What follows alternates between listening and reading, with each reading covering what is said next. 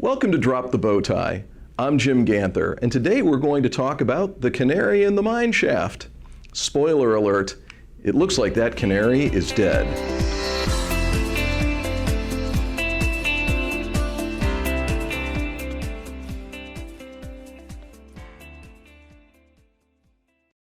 Today's topic is prompted by an email message we received from an F&I agent in New England.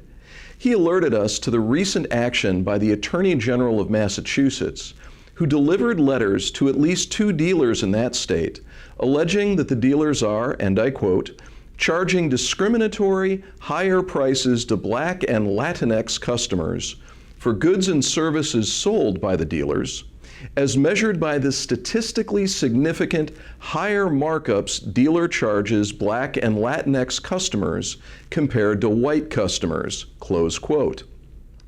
This is interesting for several reasons. First of all, we've seen this movie before. This is exactly the language the CFPB used during the Obama administration to justify its negative attitude towards finance reserve. Later in that administration, the CFPB used similar logic to indicate its interest in restricting discretionary pricing of F&I products.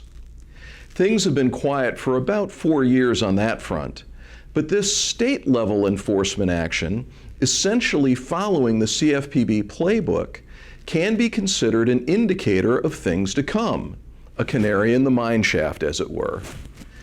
Like the CFPB, the Massachusetts Attorney General's office does not suggest any actual proof of discrimination.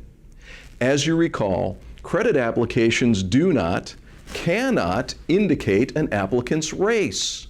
Race is not a legal consideration for making credit determinations, and it shouldn't be. But this means the Massachusetts AG is assuming what an applicant's race is based on assumptions related to surname or address. In other words, Big Brother is guessing. Discretionary pricing, whether in finance reserve or aftermarket products, is a fact of life in the retail automobile industry. Higher markups above buy rate may be counterbalanced by trade allowance or F&I product purchases. A deal with a higher than average price for a vehicle service contract may have a higher trade allowance and thus a lower total cost and monthly payment. Facing potential liability because one variable is higher than the norm should give a prudent dealer pause. So, what's a dealer to do?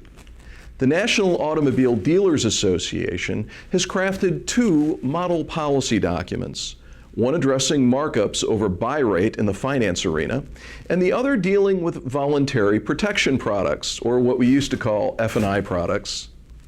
These policies are conservative and should provide a dealer with an excellent line of defense. If your dealership has a higher risk tolerance, policies that permit an acceptable range of markup on rate or profit on product may be the way to go. Consult your local attorney and dealers association to see what options are out there. But here's the takeaway. When the canary in the mineshaft dies, it means there's danger for the miners. The recent action of the Massachusetts Attorney General suggests the gloves are off in that state, and this may reasonably be assumed to be spreading to other states and the federal level. If you don't have policies and training in place that address discretionary pricing and its limits, now is the time to do so. The canary is already dead. And if you have a question you'd like to see addressed in a future episode, send me an email. You never know.